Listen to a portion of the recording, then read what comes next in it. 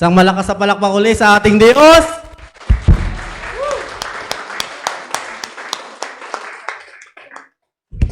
Yan, malamig na ang simoy ng hangin ngayon, no? Amen ba? Medyo hindi na tayo masyadong pinagpapawisan.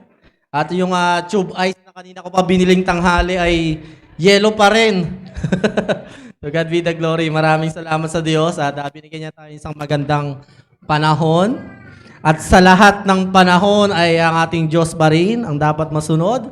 Yan ang kanyang kalooban sa bansang Pilipinas. Meron tayong magandang panahon.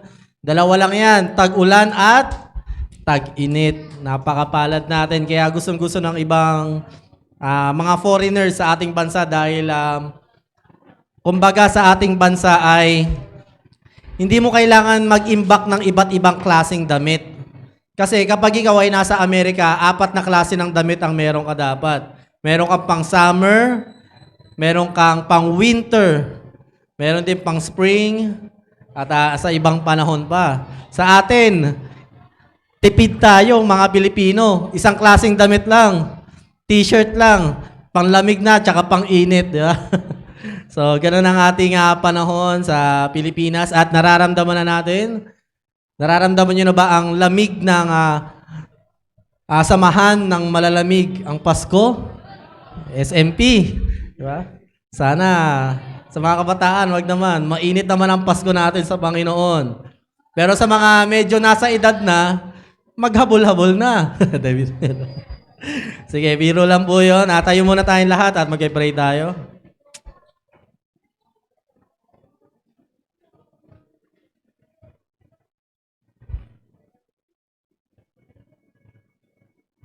Sa aming Diyos na nakakakilala sa aming lahat.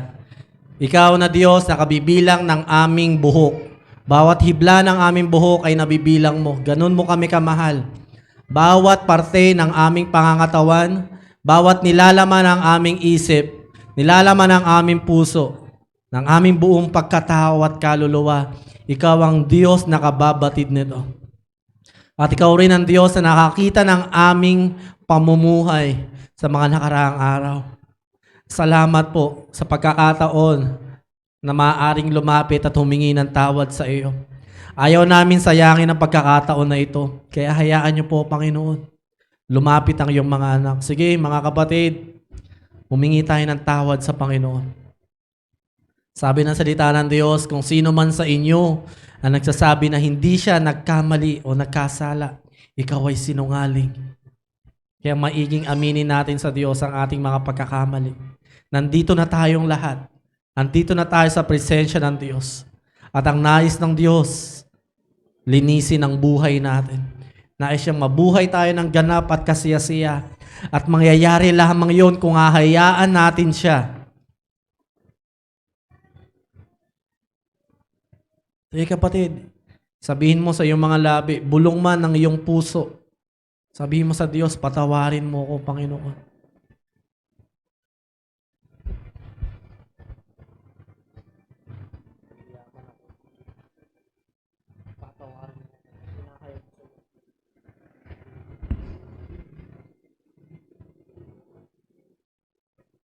Naiyaman kaming sabihin sa iyo, Panginoon. Pero yun po ang realidad ng aming buhay, patawarin mo kami sa aming pagkakamali. Nakita mo lahat, Panginoon, ng iyong mga mata. Ang aming mga ikinulos, naramdaman, inisip, ginawa, sadya o hindi. Salamat po dahil ang pagbukas ng simbahan na ito ay tanda para sa amin, paalala para sa amin na ikaw ang Diyos na laging tatanggap sa amin kung lalapit kami. Kaya salamat po. Alam namin sa oras na ito, sa kapangyarihan ng iyong pangako, kung pinapahayag namin sa aming mga labi na kami nagkasala, tapat ka na patatawarin kami. Lord, umaasa kami sa biyaya mo. Hindi sa mabuting gawa namin o sa mga kaya namin gawin sa mga susunod na araw, makakakayahan. Pero umaasa kami sa mga bagay na kaya mong gawin. At sa paghingi ng tawad ng iyong mga anak, baguhin mo kami. Lagyan mo ng kapangyarihan mo ang iyong bawat salita na maririnig namin. Kausapin mo kami kung sino kami. We long for your individual intervention sa bawat buhay ng tao na nandito sa simbahang ito. Ikaw ang Diyos na gumagawa ng himala. Walang imposible sa iyo. Sino man sa mga kapatid ko ngayong may pinagdaraanan, pakinggan mo po ang kanyang panalangin. Tulungan mo siyang makalaya. At gamitin mo yung mga salita na kanyang maririnig upang siya'y makalaya. Maalala na ikaw ang Diyos na hindi lamang banal na nagagalit sa kasamaan, kundi kay Diyos na mahabagin at handang yakapin kami kung kami manunumbalik sa iyo. Lord, narito po ang iyong mga anak na minahal mo, inibig mo, pinili mo, tinawag mo. Kausapin mo sila. Sa iyo sila, Panginoon, sa iyo ang aming buhay. Titiwala kami sa pagkilos mo, banal na Espiritu. May gagawin ka na hindi pa namin nararanasan. For you are the Lord of new things. May gagawin ka sa aming buhay. Ngayong gabi, Panginoon, hinahayaan ka namin magpalayat, magpahilom, magpagaling, at maranasan namin ang mga pangako. Sa iyo lamang ang kadakilaan, sa pangalan mo, Jesus. Amen. Sige, maaari na tayo mo po. Sa mga kapatid namin online ay iniimbitahan din namin kayo na saksihan o sama-sama nating pagbulay-bulayan ang salita ng Diyos. Nais ko po sana sa inyo kung nasaan ka man ay maghanap ng isang pribadong lugar kung saan ay walang iistorbo sa iyo. Dahil bigyan mo naman ng oras ang Panginoon. Ito ay binigyan niya tayo ng 6 na araw at ang isang araw ay dapat lang din na mailaan natin sa Kanya. Pag-usapan natin, syempre, alam nyo na, Pasko na, di ba, mga kapatid? So, ilang araw na lang ang Pasko na?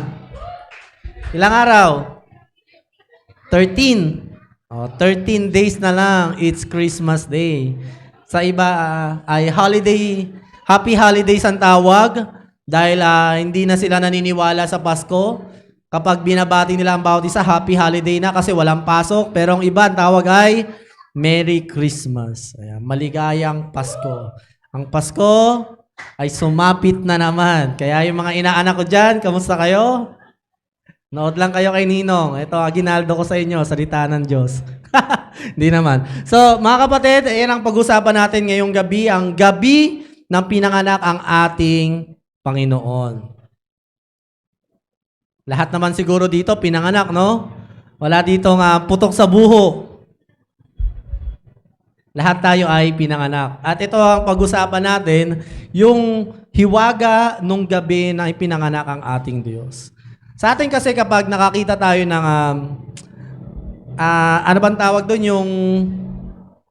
yung may mga miniature na may tupa, hindi nativity, yung mismong,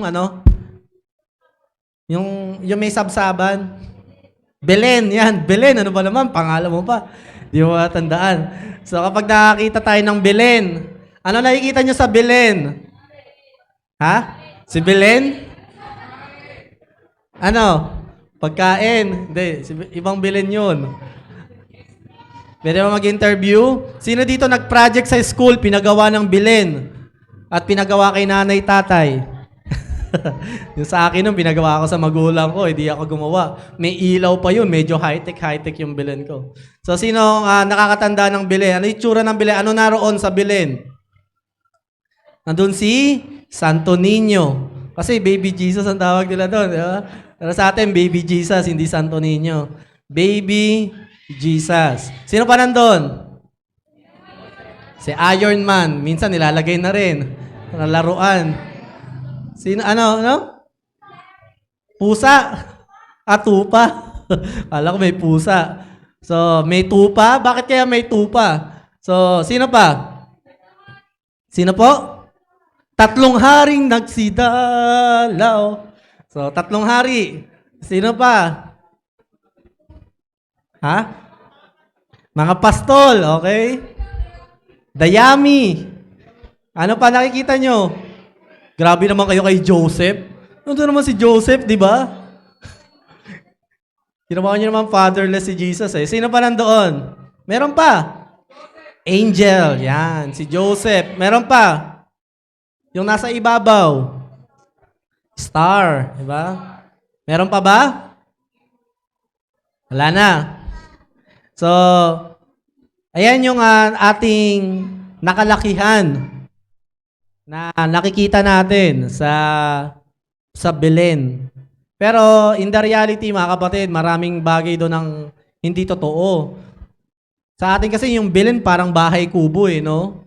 Tapos mukha talagang sabsaba, hindi talaga ganun na itsura noon. In the first place, sige, hindi na yung bahay pag-usapan natin. Yung tatlong hari, yan. Anong pangalan ng tatlong hari? Sino nakakaalam? Walang tatlong hari doon. So yan trivia. Pero, tama sa kanta, meron talagang tatlong hari. Kinakanta pa nga natin yan, di ba? May tatlong nagsidalaw. Di ba? O, daloko na kayo. Walang tatlong hari doon. Hindi hari ang dumalaw sa Panginoon. Ang unang dumalaw sa Panginoon, yung mga pastol talaga. Pero meron din dumalaw sa kanya ng mga magi, ang tawag, o mga wise men. Pero medyo malaki na si Jesus noon. Pero tatlong hari, wala. So, okay na yon? Tatlong hari, walang... meron pa. Ang istorya daw ni Jesus ay nung gabing yon ay nung naglakbay daw si Mary tsaka si Joseph, yun daw ay gabi na talagang manganganak na. Si Mary at si Joseph. Si Mary. So, manganganak na si Mary. Ang totoo, kapatid, kasi sa atin parang na-sensationalize yun, di ba? Parang ginawang kaawa-awa yung istorya na parang si Mary ay wala nang mapasukan, tapos napilitan siyang manganak sa sabsabang kasi walang tumatanggap sa kanya. Pero hindi naman talaga yung istorya. Yung tipong, sa atin kasi mga Pinoy, kapag manganganak na, di ba, ilalagay sa tricycle. Okay, man, sasakyan na, manganganak na ako, tapos ilalakad na yan, tapos dadalhin sa hospital. Pero si Mary hindi ganoon. Hindi yung manganganak na ako, dali mo na ako sa Bethlehem. Kailangan doon ipanganak si Jesus. Pero hindi yun ang istorya. Matagal nang buntis si Mary, pero nung panahon naglakbay sila papunta sa Bethlehem, hindi yun yung panahon na manganganak siya. Kasi yung parang di ba nakasanayan natin istorya, parang hirap na hirap si Mary. Ano ba? Manganganak na ako. Hindi ganun ang istorya. Ang istorya talaga, nakahanap na sila ng lugar kung saan manganganak. Tapos nag-stay na sila doon ng ilang araw ayon sa mga Bible scholar. Ano ba pinapaniwalaan natin? Yung kanta o yung Bible? Siyempre yung Bible. Ayun yung nakasulat sa Bible. Ang sabi ng mga Bible historian din, siyempre hindi pwede yun. Parang irresponsible mother and father naman si Joseph, no? Biruin mo, paglalakarin mo, mula Nazareth papuntang Bethlehem, manganganak si Mary. So, meron pa, yung nakasakay sa donkey. Meron bang donkey doon? Nakasakay si Mary sa donkey. May nakasulat ba? Wala. So, ibig sabihin, pinaglakad si Mary. Hindi natin alam. Pero, ayun ang malinaw, walang nakalagay. Hindi naman nakalagay doon na nasa donkey. Pero pwedeng camel. Di ba? So, di natin alam. Pero, ang mahalaga, kung ano yung nakasulat sa Bible. Minsan kasi, kung ano yung nakasanayan natin, akala na natin yun na yung totoo. Kung ano yung madalas nating naririnig, lalo na ng mga bata tayo. Kaya kapag kumanta na kayo, hindi na tatlong haring nagsidalaw, okay? May mga, may mga maging nagsidalaw. Mga magi, mga wise man ang dumating, hindi mga hari. Bakit kaya tatlo? Kasi sabi marami daw eh. So, kaya sinabi marami, tatlo na lang. Pero hindi naman talaga tatlo. At hindi sila hari. So, yun yung mga ilang misconception. Siguro next week, baka ma-discuss sa atin yan ang magtuturo, no? Pero hindi naman yun yung topic. Pinasilip ko lang kasi meron tayong mga mindset sa Christmas na hindi naman talaga yun yung nangyari. At si Jesus ay hindi nila ipinilit ilabas sa Bethlehem. Sige. Mga nakaraan, nag-iisip ako ng title. Sabi ko, Lord, ang ganda nung gabi na pinanganak ka. Sa lahat ng gabi, ito pinakamagandang gabi. Kaya ang tawag nila dyan, Holy Night. The most holy night. Imaginein mo, kapatid, ang Diyos na naglikha ng lahat ng bagay ay ipapanganak sa pamamagitan ng isang babae. Kaya Blessed Mary talaga, si Maria. Sa atin kasi medyo tanggap na, alam natin yung storya eh. Pero kung babalikan mo, magre-reset ka ng utak mo, iisipin mo, talaga bang pwedeng mangyari yon? Na ang isang Diyos mananahan sa isang babae para ipanganak magkatawan tao sa isang misyon. Basahin natin sa Galatians 4 and 5, ba't maliit yan? Sige. Ngunit nang dumating na ang takdang panahon, isinugo ng Diyos ang kanyang anak sa mundo. Ipinanganak siya ng isang babae at namuhay sa ilalim ng kautusan para palayain ang mga nasa ilalim ng kautusan nang sa ganoon ay maging anak tayo ng Diyos. Ang Panginoong Hesus nagkatawan tao para maging anak ka ng Diyos. Pero ang totoo, nakakabaliw isipin yun. Kanina nga lang, si Dokma, pinaliguan ni Jelan. Nagwawala. Nagagalit. Okay lang yun, no? Kasi marumi si Dogma eh. Naawa kami. Naawa siya at pinaliguan niya. Pero siguro, imagine niyo lang. Ito imagine lang naman. Paano kaya kung si Dogma ay ituring anak ni Jelan? Isang normal na bagay ba yon? Sa tingin niyo, tama ba yon? Parang ang hirap isipin, no? Si Jelan, papangalanan niya si Dogma ng Dokma Kilong-Kilong.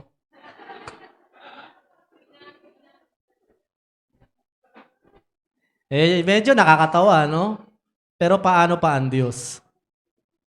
Na ikaw tatawagin kang anak ng Diyos. Mas nakakakilabot.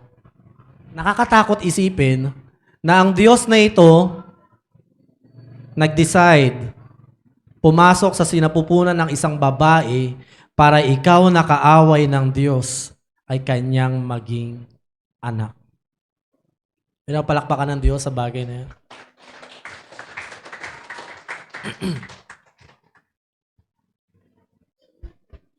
Kaya mapalad ka, kapatid, dahil ang araw ng Pasko ay simula ngayong Christian ka na, hindi na siya isang typical na humihingi ka ng aginaldo sa ninong-ninang mo o isa kang ninong-ninang na nai-stress dahil hindi mo alam kung magkano o anong maibibigay mo sa iyong inaanak o kaya anong maihahanda mo.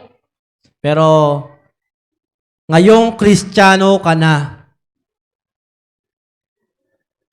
Kailangan malaman mo talaga ano bang dahilan nung Pasko. Ano bang nangyari nung gabing pinanganak si Jesus? Kaya gusto ko sanang pamagatang itong gabi ng lagim. Pero parang hindi appropriate. Pero para sa akin kasi nakakatakot. Kung iisipin ko parang, Lord, ano ang nararapat na pamagat para masabi ko na ang gabing yan ay hindi normal na gabi. Isang gabi na hindi typical. Na sana kapag narinig ng mga anak mo itong mensahe na ito, kapag darating ang gabi ng Pasko na magse-celebrate sila, hindi na kung ano yung nakalagay sa mesa ang matatandaan nila, kundi kung ano yung bagay na nangyayari nung gabi na iyon. Kung ano yung ibinigay mo sa amin. Ano ba talaga ang realidad at katotohanan nung gabi na iyon? Kaya ngayong gabi, pwede kang kausapin ng Panginoon at tandaan mo kung ano bibigay niya sa'yo. Hayaan mo manatili sa'yo nang sa gayon, mag-celebrate ka ng Pasko. Kaya maalala mo na hindi na ito isang Pasko ng isang normal na taong nagse-celebrate ng Pasko. Paano ba sineselebrate ang Pasko? Bagong sapatos. Diba? Bagong damit. Ninong, ninang, gigising ng anong oras? 6:00 para di makatakas si Ninong. Aga-agahan. Kung gumigising ng tanghali, yan ha. O, ba't ang aga mo gumising? Baka kasi umalis sa si Ninong. Hanggang 9:00 lang yan eh. Sa alis na, tatakasan na ako. Pero di naman masama yung mga bagay na yun. Pero ang masama, kapatid, yung totoong diwa ng Pasko ang mawawala. Okay lang naman tayo mag-celebrate. Sabi nga nila, pagano daw itong celebration na ito. Huwag nating gawin. Kasi hindi naman December 25 talaga pinanganak si Jesus. Alam niyo ba kailan pinanganak si Jesus ayon sa Bible sa pag-aaral ng mga pastor o mga theologians? August.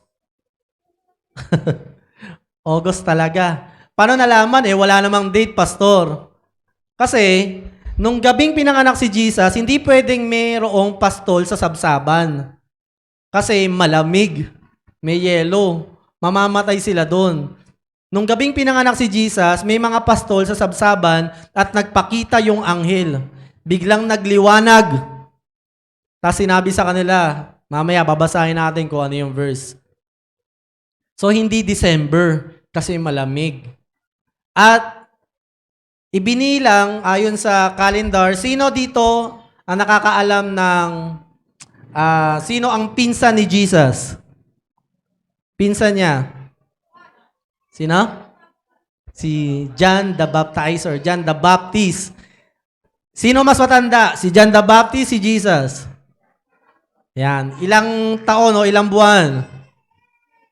6 months. Very good. Pero palakpakan natin yung mga, magagaling tong mga to. Pwedeng ipadala sa Bible quiz. So, kaya nila nalaman kung kailan pinanganak si Jesus, ibinilang nila kung kailan ipinanganak si John the Baptizer. At pinanganak si John the Baptizer noong March. Kasi naglingkod yung ama niya, isang pari yung ama niya. So, naglilingkod sa templo. So, ibinilang nila, nung buwan na nagbuntis si John the Baptist, binilang nila after 6 months, dun nagbuntis si Maria. Kaya nung binilang nila ng binilang, alam nyo, nagbuntis si Maria November. So kung bibilangin nyo, December, Enero, Pebrero, December, Enero, Pebrero, Marso, Abril, Mayo, Hunyo, Hulyo, Agosto. So 9 months si Jesus, hindi siya premature. Di rin natin alam, no? Pero sabi kasi nila sa pag-aaral, yung August, ayun ang perfect time para sa mga pastol na magstay sa pastulan. Yan, dalawang ebidensya na yan, ha? Mga kapatid, kaya kung magsa-celebrate tayo ng Pasko, kailan? August. Sino dito ang August, ang birthday? Yan. Kabuwanan nyo si Jesus. Pero, pastor, masama ba mag-celebrate ng December 25? Hindi naman masama.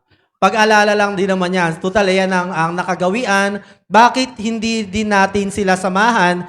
Total, inaalala nila yung araw ng Pasko. Di ba?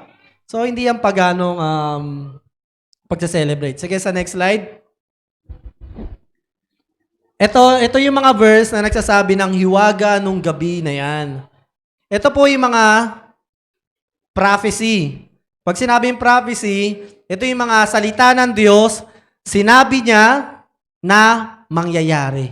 At alam natin kapag sinabi ng Diyos ay nangyayari. Minsan hindi, tama ba? O madalas hindi? Palaging nangyayari. Kaya ang mga prophecy ay yan ang mga salita ng Panginoon kapag sinabi niya ay mangyayari. Sige, buksan natin ang ating mga Bible.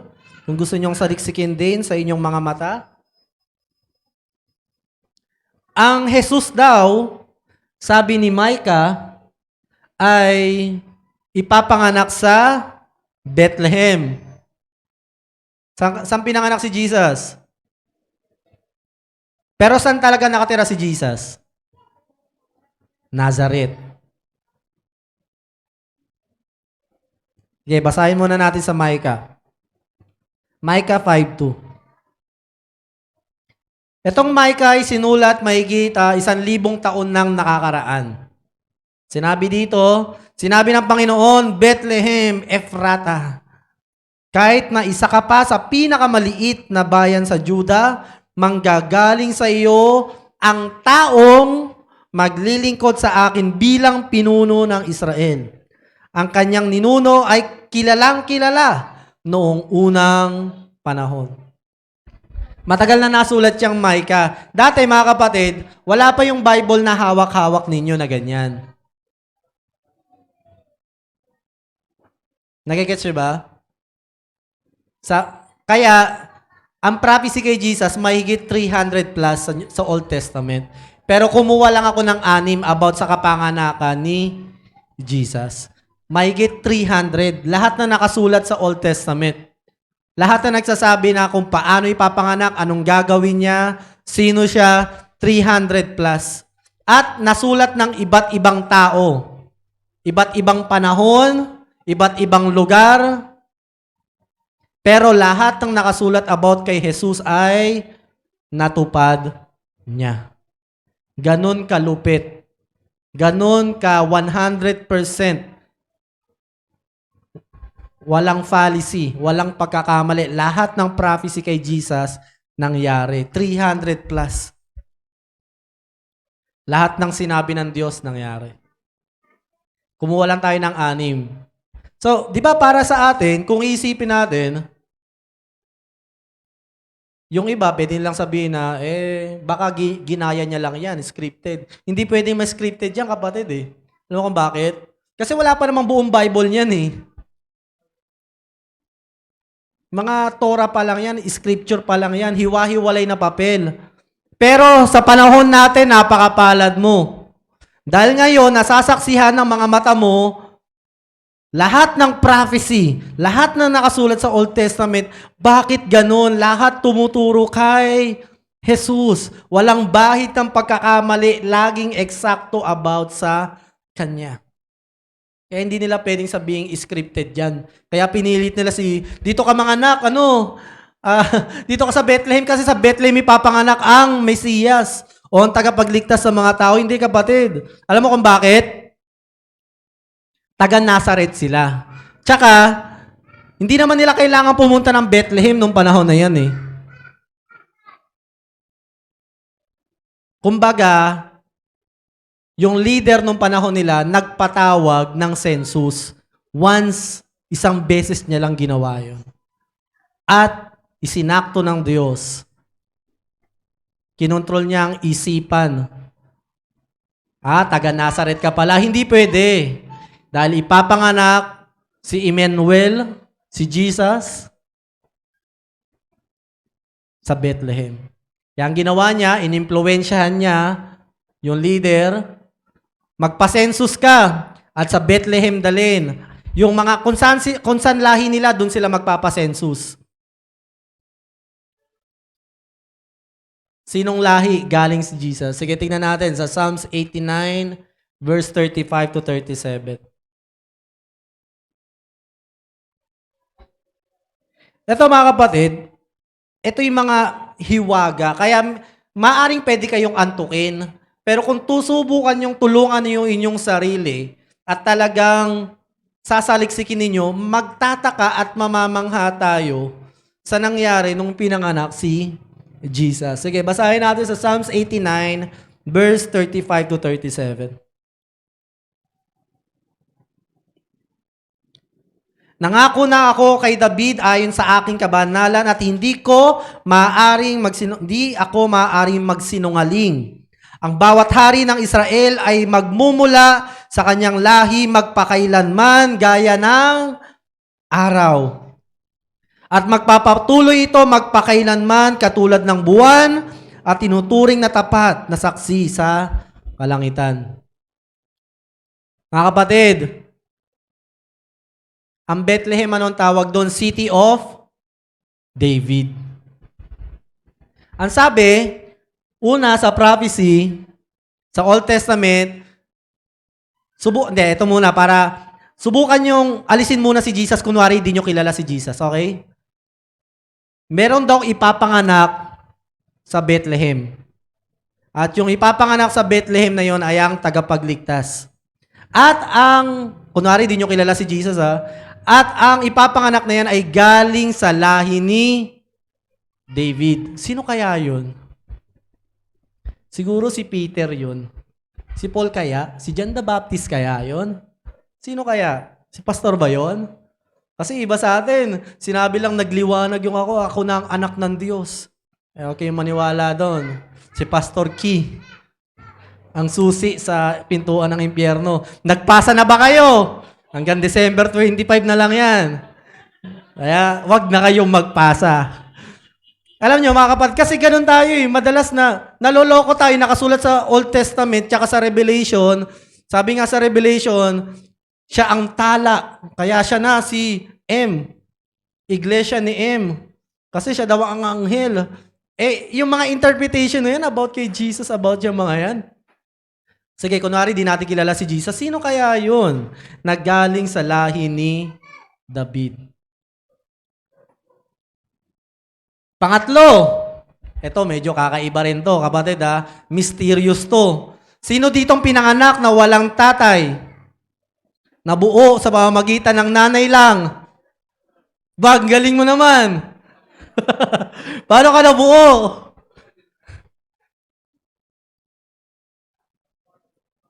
Siguro sa atin, medyo nakakangiti, nakakatawa, pero napakahirap sa sitwasyon ng isang babaeng magbuntis ng walang asawa.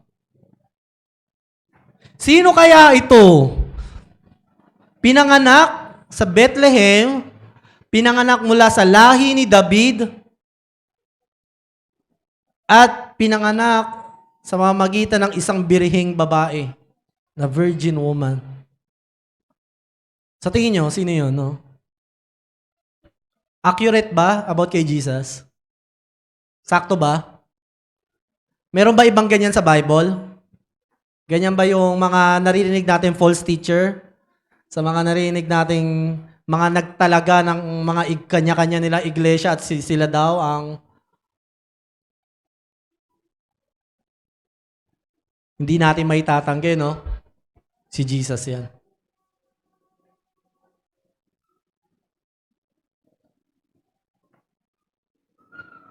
Sige, sa next slide, meron pang ganyan. 6 yan.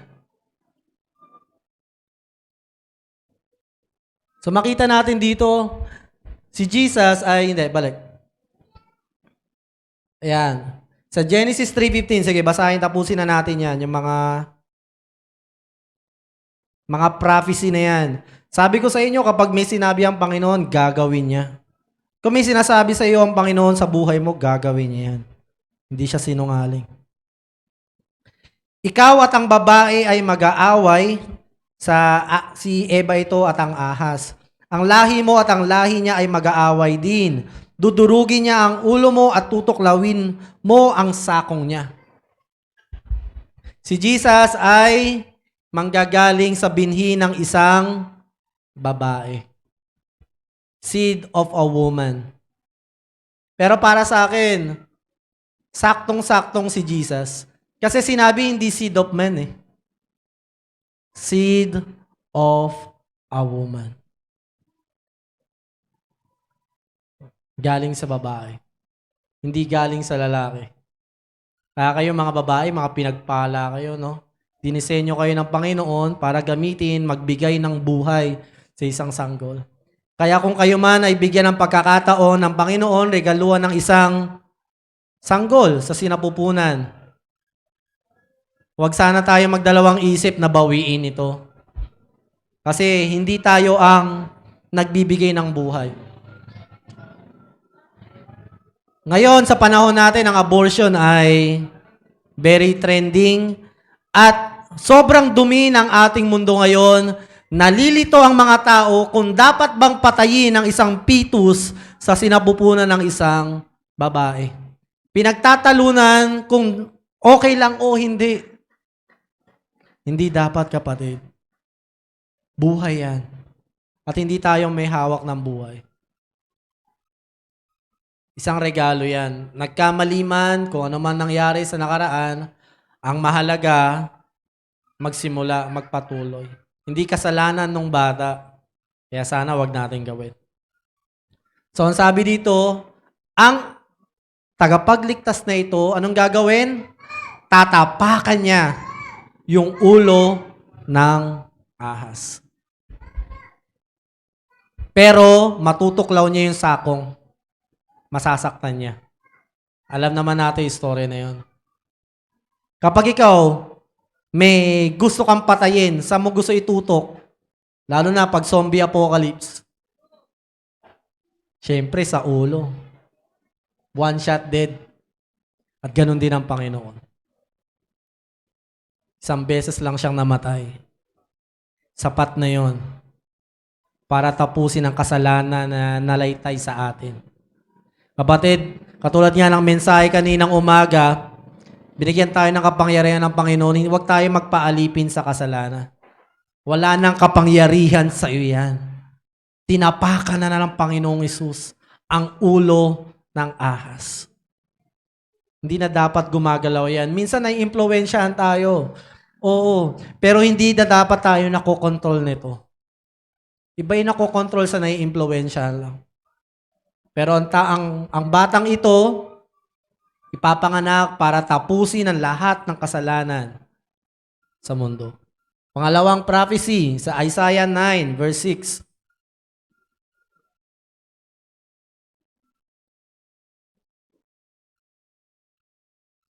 Ipapanganak ang isang batang lalaki, ito pakinggan nyo, na maghahari sa amin. Tatawagin siyang kahangahangang tagapayo, makapangyarihang Diyos, walang hanggang Ama, at prinsipe ng kapayapaan. Tignan nyo, yung illustration na ibinigay dito kay Jesus sa ipapanganak. Siya daw ay tatawaging kahangahangang tagapayo. The great comforter, the great counselor. Tatawagin din siyang makapangyarihang Diyos.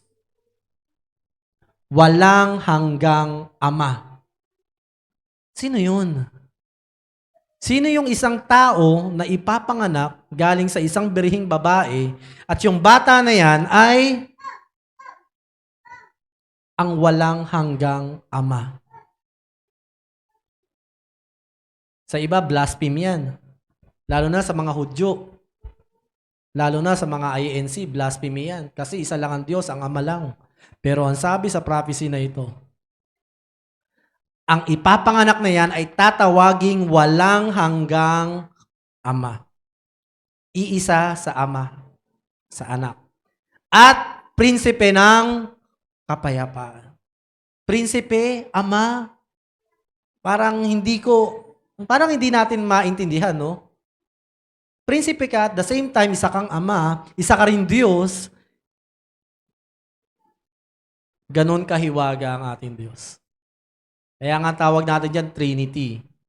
Kaya, hindi man natin may paliwanag sa salita, pero pinapaniwalaan natin na si Jesus, ang banal na Espiritu, at ang Ama ay iisa.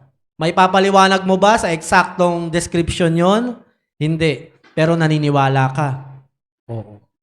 Kasi yun ang sinabi ng Diyos. Sige, basahin natin sa New Testament ang description na yan. Sa John 10:30.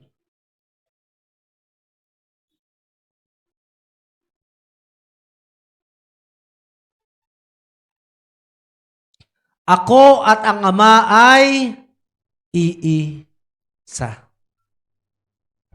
Kaya huwag ka na magpapaloko, kapatid. Kapag may nagsabi sa'yo na si Jesus ay tao lang.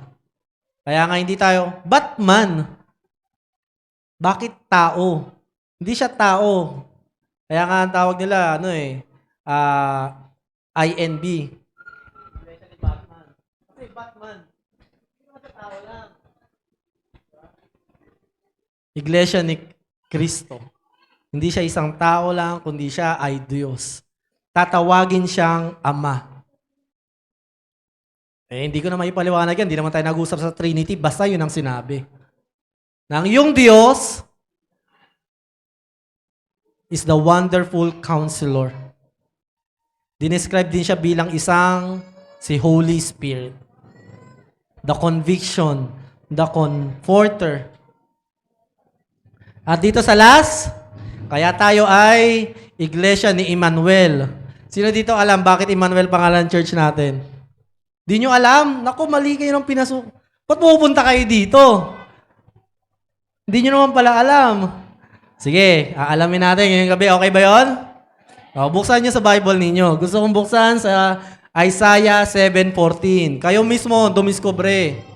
Kasi may nagsasabi sa atin, bakit ganun pangalan ng simbahan nyo, hindi si Jesus? Emmanuel ang pangalan. Dapat si Jesus.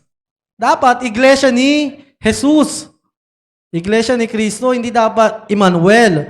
Mga kapatid, kung bakit Emmanuel ang pangalan ng ating church, gusto kong, ayoko ako yung magbabasa, gusto ko ng testigo eh. Yung siya mismo magbabasa. Pwede ba si Jaja? Ja, pwede ko bang Lika nga dito, Ja. Ito, hindi ako nagsabi nito, ha. Mga kapatid, alam mo na kung bakit Emmanuel pangalan ng simbahan natin. Sige, basahin mo.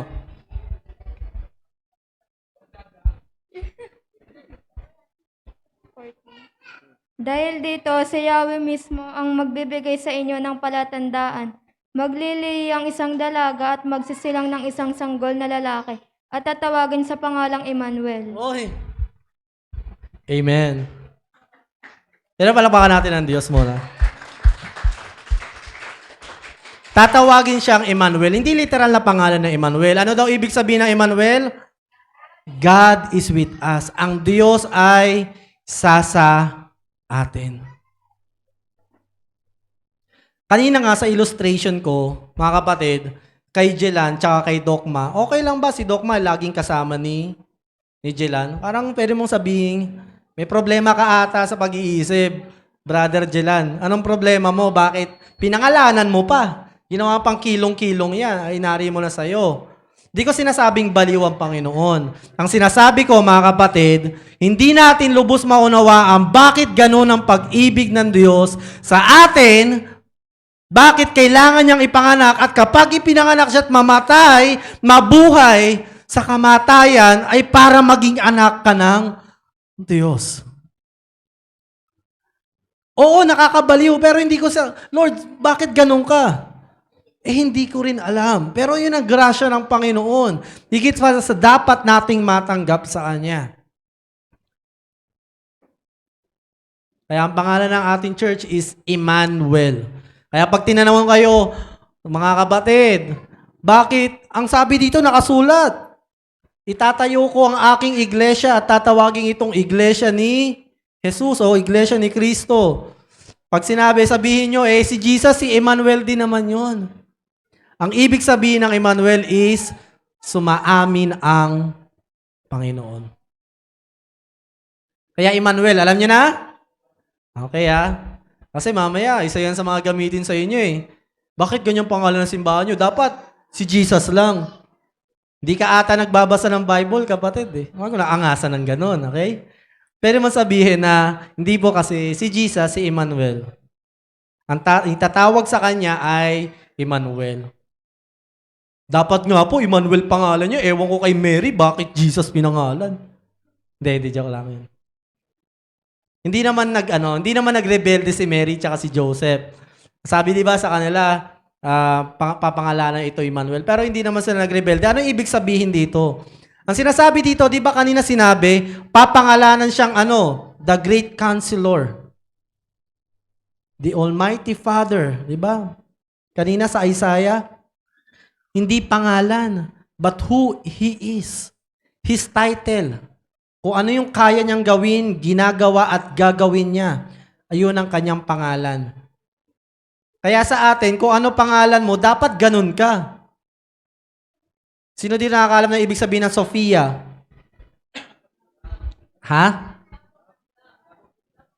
Love of wisdom. So, ibig sabihin, nagmamanifest ka, di ba?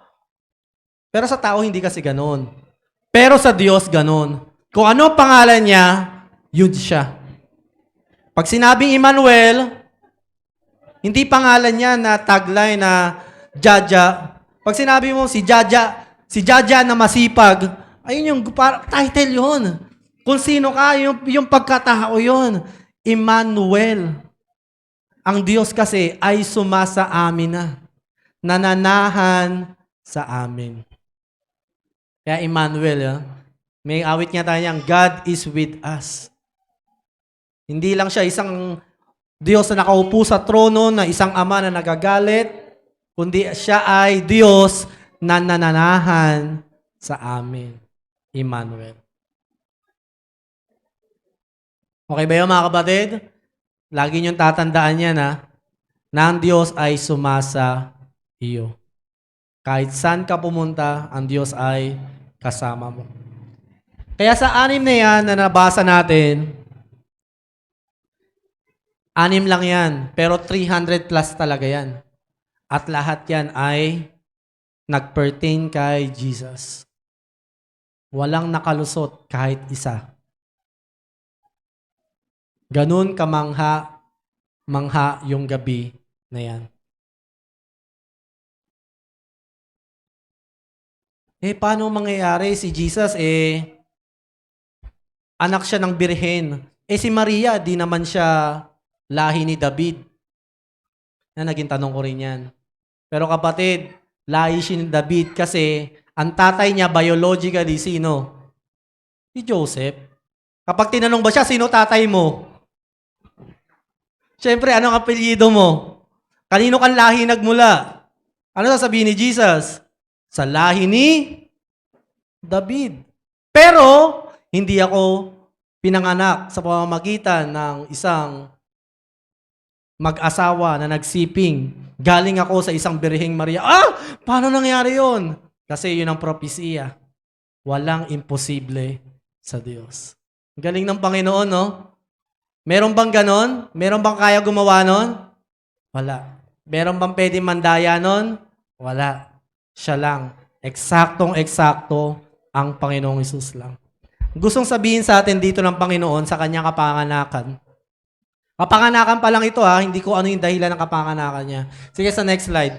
Dito makikita natin sa 6 na yan, yung kapangyarihan ng Diyos. Makikita mo hindi mapipigilan talaga Isipin mo, taga Nazareth ka, dapat dun ka manganak. Sino dito, taga Tondo, gusto manganak sa Bulacan?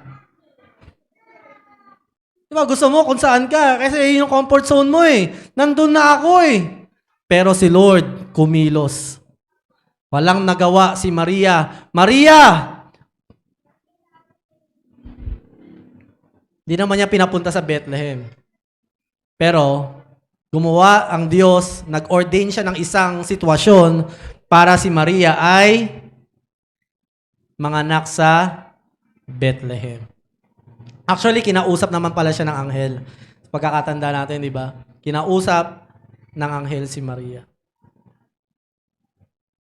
Makikita natin, walang imposible sa Diyos. No? Yung gabi na yan, kapag naalala mo, mag-celebrate ka ng Pasko, iniisip mo, parang wala kaming handa. Buti pa yung kapitbahay namin, may queso de bola. Meron silang spaghetti, meron pang pansit, meron pang palabok, lahat na. Meron pang noodles, lahat na. Nagsasangyupsal. Pero ikaw maaalala mo, kapag Pasko, maaalala mo yung kapangyarihan ng Panginoon. Lord, walang imposible sa'yo.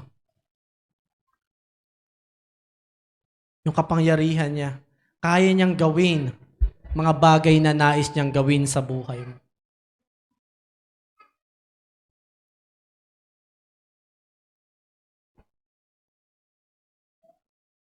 Hindi natin maitatanggi na katapatan ng Diyos nung gawin din niya to, di ba? Sige, basahin natin sa Isaiah 45 verse 22.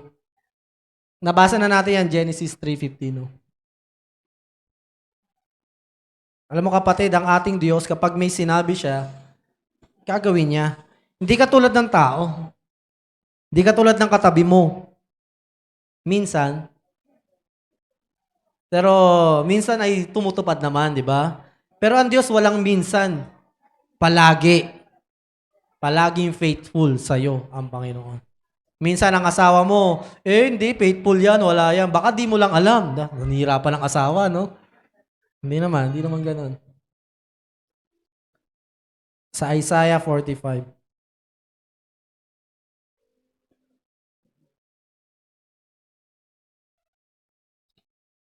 Kaya sa inyo, sana pamasko nyo na sa Panginoon, no? Magbasa din kayo ng Bible. At kapag nagbabasa na kayo ng Old Testament, lagi nyo nga hanapin si Jesus. Nasaan kaya si Jesus dito? Ano kaya ang istorya dito about kay Jesus? Sabi sa Isaiah 45 verse 22, lumapit kayo sa akin para maligtas kayo. Kayong lahat sa buong mundo, sapagkat ako ang Diyos at maliban sa akin ay wala nang iba pa. Sumumpa ako sa aking sarili at ang mga sinasabi ko'y hindi mababago.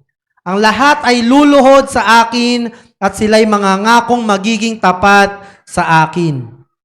Sasabihin nila, tanging sa tulong lamang ng Panginoon, ang tao'y magkakaroon ng lakas at tagumpay na may katuwiran. Ang lahat ng napopuot sa Panginoon ay lalapit sa Kanya at mapapahiya. Sa tulong ng Panginoon, ang lahat ng lahi ng Israel ay makakaranas ng tagumpay na may katuwiran at magpupuri sila sa Kanya.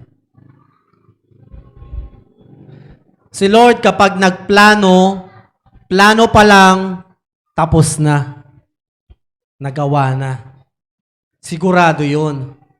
Mangyayari yun. Tayo, pag nagpaplano, hindi natin alam kung mangyayari. Kahit paanong galing natin, pero dumarating sa punto, kahit paanong eksaktong nais mo na mangyayari, hindi nangyayari. Pero ang Diyos, kapag nagplano, sigurado yun. Lahat yan mangyayari. Katulad ng nangyari kay Jesus.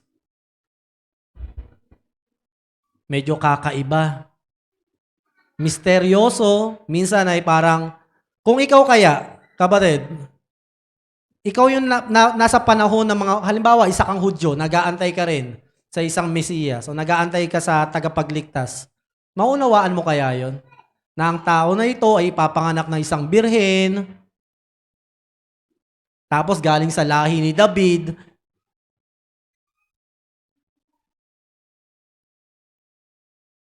Mahihirapan ka. Tayo nga, may Bible na, nahihirapan pa tayo maniwala Pero kapatid, kaya pag nagbabasa ka ng Bible, mapapangiti ka na lang Wow, napakagaling ng Panginoon. Bible is not a human invention. Hindi yan kayang i-script ng tao. At hindi isa sumulat yan. Ang sumulat yan mismo ang Diyos. Hininga niya yan. Ginamit niya ang mga tao para sabihin ang mensahe niya para sa atin. Gusto kanyang maging anak. Lumapit ka, sabi ng Panginoon. Kasi sabi niya, kung hindi ka lalapit, mapopuot ka sa Panginoon, magre-rebelde ka dahil sa iyong mga nangyari sa nakaraan, mapapahiya tayo. Kung may sukdulang biyaya ang Panginoon, pag-ibig niya sa atin na walang hanggan, may sukdulang galit din ng Panginoon sa mga hindi tatanggap sa kanyang anak na si Jesus. Nararapat lang na itapon sa apoy ng impyerno. Ang taong ayaw tanggapin ang gantong klaseng biyaya ng Panginoon. Biruin mo, namatay na ang Diyos para sa atin. Ayaw mo pang tanggapin? Sa tingin mo, ano pang nararapat para sa iyo, para sa atin? Kung tatanggihan pa natin, kung mismong sariling anak na ng Diyos ay namatay na para sa iyo, ano pang dahilan? Kaya kapatid, alam ko, this Christmas, ito ang Pasko, lahat ng tao nawalan ng kung anumang bagay o tao sa buhay nila. Itong pandemya, lahat. Bawat individual na tao, sigurado ako sa pandemya na ito, may nawalan. Either may namatayan, nawalan ng trabaho, nawalan ng kakayahan. Sa inyo, mga estudyante, naapektuhan ng pag-aaral, lahat apektado this Christmas, di ba? Pero this Christmas, God wants us na maalala, siya yung makapangyarihang Diyos. Kaya niya mapangyari lahat ng bagay. At tapat siya. Kung anong sinabi niya sa iyo, gagawin niya yon. Kung sinabi niya sa iyo, maliligtas ka, Naniniwala ka sa Kanya at sabi niya, mga naniniwala sa akin ay maliligtas. Matulog ka ngayong gabi nang hindi ka natatakot sa apoy ng impyerno. Kasi tapat siya. Hindi siya sinungaling. Kung mananampalataya ka. Pero kapatid, kung ayaw mong manampalataya, it's a choice. Maaring maalala mo, ngayong dati, hindi ganito Pasko ko Ngayon, ang dami kong pinagdaraanan, dami kong iniisip. Daming problema. Milan nga, di ba? Kapag Pasko, stress na stress. Ang Pasko, binigay sa atin ng Panginoon para maging masaya tayo. Hindi para ma-stress. Hindi para malungkot. Para maalala natin na may isang Diyos, pinanganak, para ako maging anak ng Diyos. The next slide. Sabi sa 1 Timothy chapter 2, verse 13, ang sabi diyan ng Panginoon, ang Diyos ay tapat at hindi siya nagsisinungaling. Binabantayan niya ang kanyang mga sinasabi. Tayo minsan sinungaling. Di man natin sinasabi sa ating bibig, pero minsan nagsisinungaling tayo sa ating mga kinikilos, pero ang Diyos hindi. Kahit sandali, kahit isa lang, kahit white lies, walang halong kasinungalingan ng Diyos sapagkat siya ang katotohanan. Pag sinabing katotohanan, absolute yan. Walang bahid, ni isiping magsinungaling, hindi pwedeng isipin ng Panginoon. Siya ang katotohanan. Kaya maaasahan mo, lahat ng nakasulat sa salita ng Panginoon, lahat yan ay totoo. Basahin natin sa Luke 2, verse 9 to 14.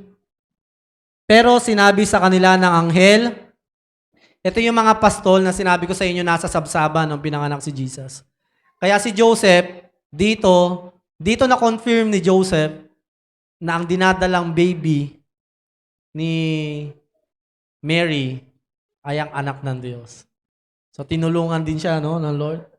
Sabi, pero sinabi sa kanila, huwag kayong matakot dahil naparito ako upang sabihin sa inyo ang magandang balita na magbibigay ng, ulitin natin mga kapatid, ano daw binibigay ng Pasko? Huwag kayong matakot dahil naparito ako upang sabihin sa inyo ang magandang balita na magbibigay ng malaking kagalakan. Malaki! Kagalakan.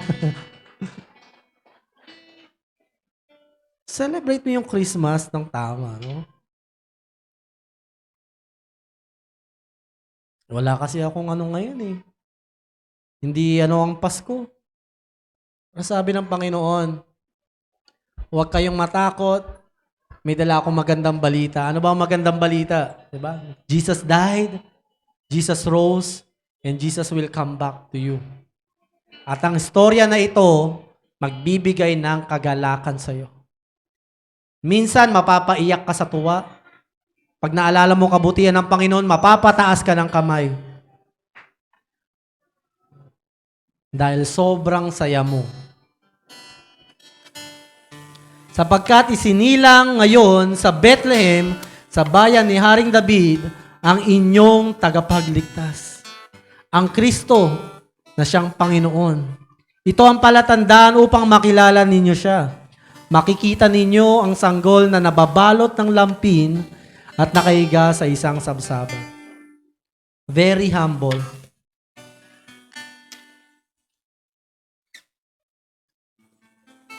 Ginaya niya yung hirap ng isang tao. Mula baby hanggang kanyang pagtanda. Hindi siya nandaya. Pinanganak siya, nakabalot ng lampin. Sabi nila, si Jesus daw ay tahimik nung pinanganak kasi silent night. Pero baby si Jesus noon.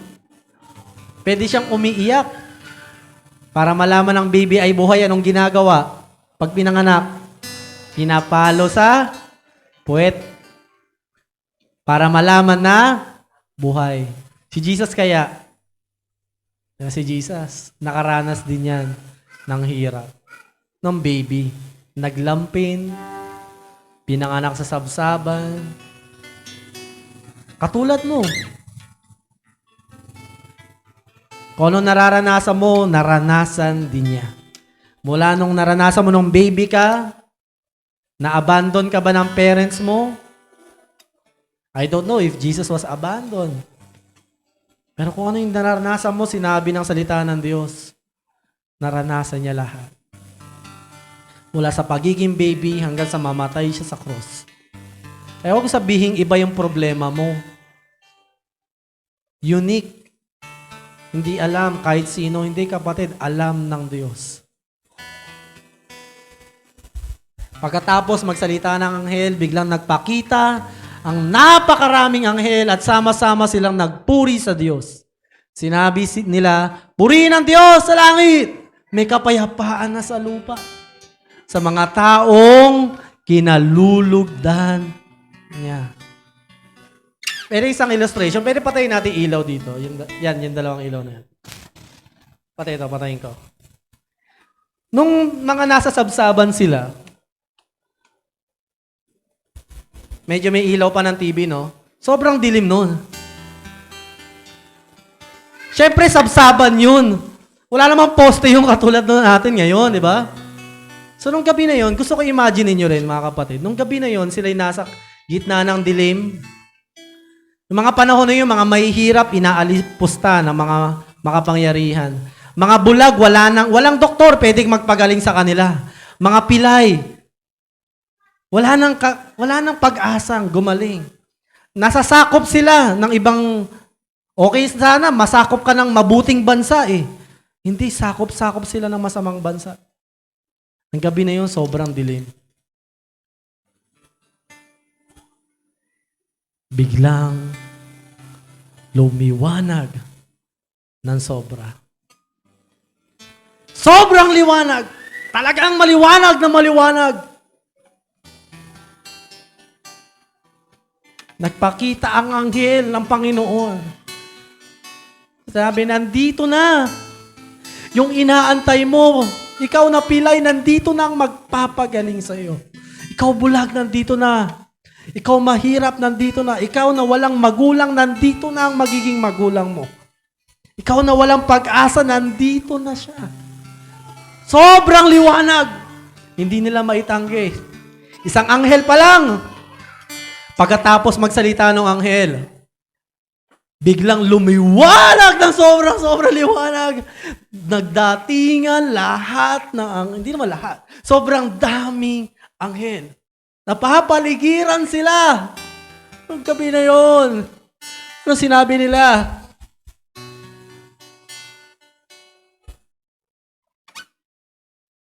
Purihin ang Diyos. Ang Diyos sa langit.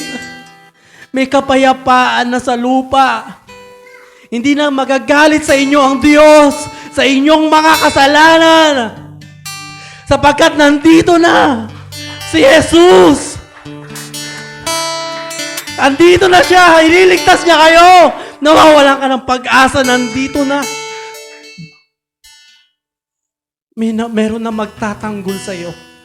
Meron na magko-comfort sa iyo. Meron nang gagabay sa iyo. Meron na mag-aalaga at kakalinga sa iyo. Kapatid, nandito na siya. Nagpapakilala siya sa iyo.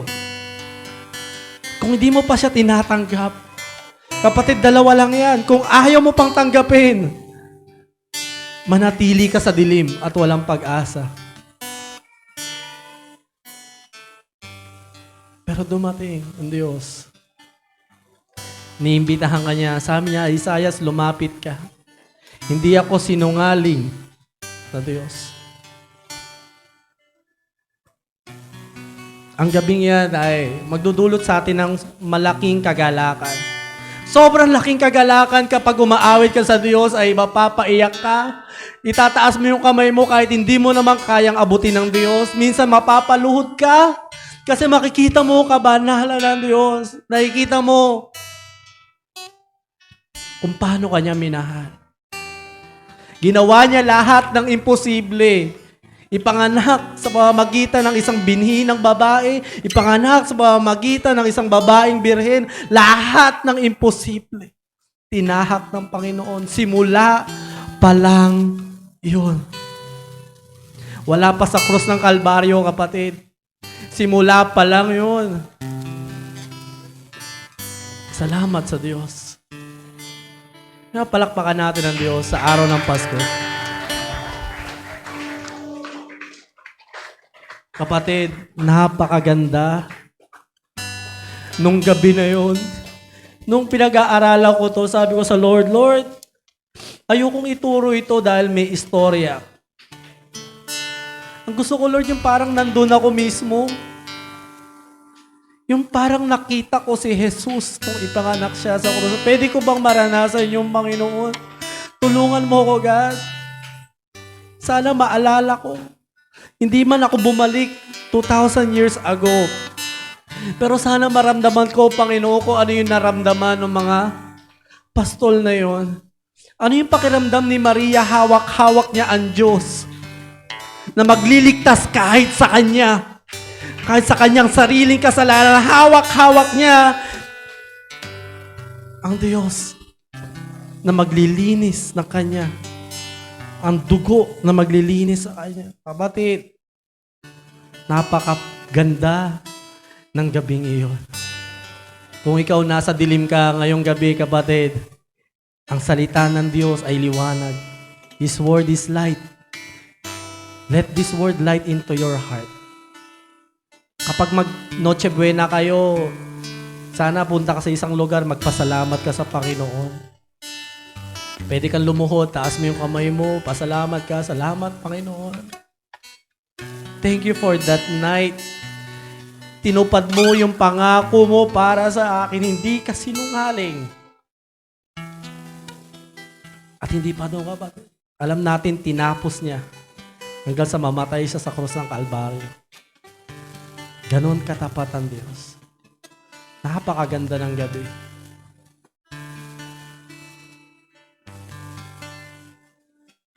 Sana habang tumatagal na Kristiyano tayo ay hindi tayo pamanhid ng pamanhid sa mabuting balita. Sana habang tumatagal ay palambot ng palambot ang ating mga puso. Dahil habang palalim ng palalim yung pagkaunawa natin, palalim din ng palalim yung ating kayang isakripisyo para lang mas maraming tao ang malaman ang mabuting balita na ito. Kaya kapatid, inaanyayahan ko kayo, tayo tayong lahat. Awitin natin yon yung Holy Night.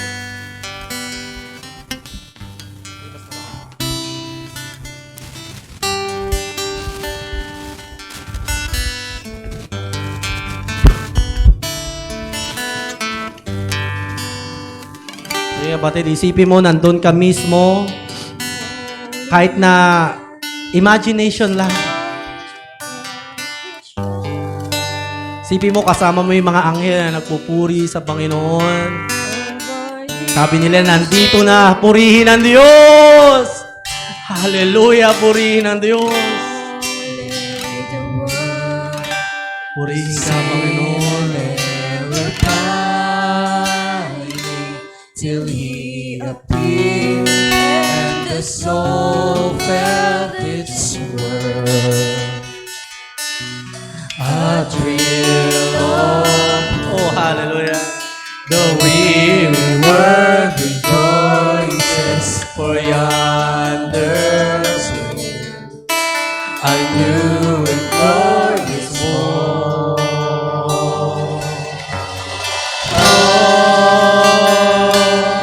On your knees, Oh, hear the angels' voice.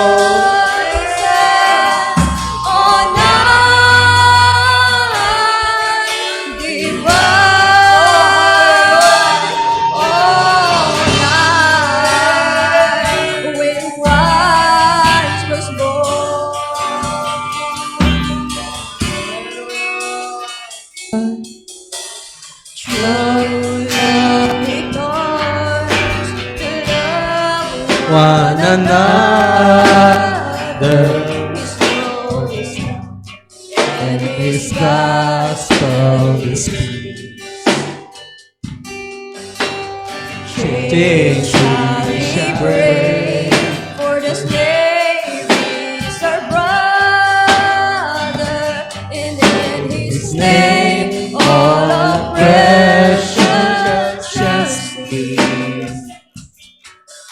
sweet hymns of joy. In grateful chorus raise we, let all within us praise His holy name. Hallelujah! Christ is the Lord. Oh, praise His name forever. His power and glory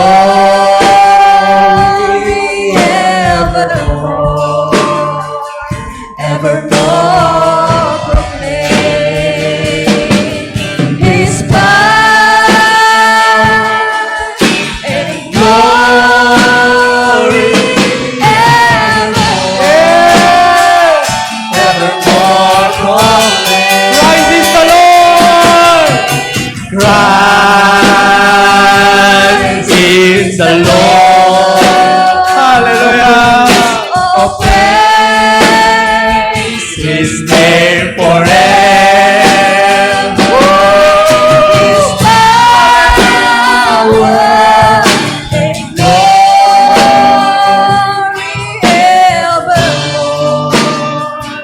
evermore proclaim. His power and glory evermore proclaim. Fall on your knees. Fall on your knees.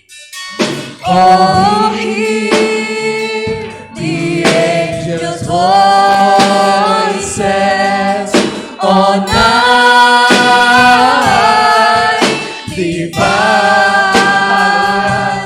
Oh, night when Christ was born. Oh, night. Oh, night divine.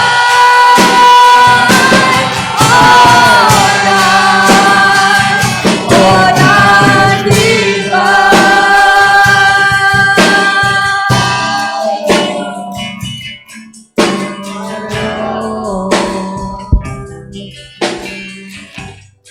Yes, God. For the last time, Christ is the Lord.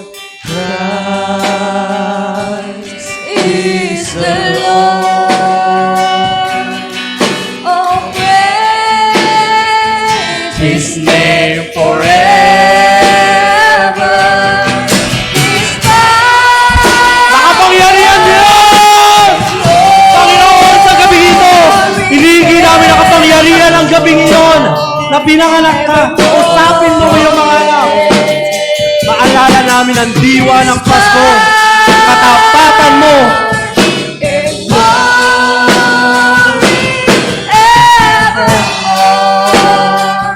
evermore proclaim. Sige kapatid, taas natin ang ating kamay. Sumuko tayo ngayon sa kapangyarihan ng Panginoon. Aming Diyos, makapangyarihan sa lahat. Salamat sa gabing iyon. Hindi man kami naroon para makita ang pinakadakilang gabi. Ang mahalaga, Panginoon, kaya ng banal na Espiritu iparanas sa amin ang pag-ibig mo. Ika'y pinanganak. Panalangin ko, Panginoon, sa mga anak mo na ito na nandito. Maging sariwa sa kanila ang tunay na mensahe ng gabing iyon. Kung gaano kasakit para sa iyong Ama, makita ang iyong anak na handa ng mamatay para sa mga tao na iyong kinalulugdan. Narito po, Panginoon, ang mga kinalulugdan mo. Humihingi ng tawad at humihingi ng tulong. Paspasan mo kami, Panginoon, mula sa pinakamatagal at pinakabago, pinakamature at sa mga nagsisimula pa lang. Panginoon, Banal na Espiritu, salamat po. Sakupin mo ang bawat buhay ng bawat isa Ano bang kanilang pinagdaraanan? Ang kapangyarihan ng gabing iyo'y maging alaala sa amin na walang imposible sa iyo. Sino man, Panginoon, sa mga kapatid namin na nakikinig online, maalala nila ang katapatan mo. Hindi mo babaliin ang bawat salita na iyong binitawan. Salamat po sa paggabay sa amin, Panginoon. Salamat sa pag-ibig mo. Salamat sa unang pag-iyak mo nung ikaw ay sanggol. Hanggang sa iyong huling iyak nung ikay namatay sa krus ng Kalbaryo. Salamat po, Panginoon. Kinikilala ka namin na ikaw ang tunay at dahilan kung bakit ang buong mundo'y masaya. Kung bakit kami may kagalakan. Sa iyo lamang, Panginoon, ang lahat ng kadakilaan, kapurihan. Sige, mga anak ng Diyos, purihin natin ang ating Diyos. Hallelujah! Praise God! Purihin ka! Thank you, Lord. In Jesus' name we pray. Amen. Hallelujah.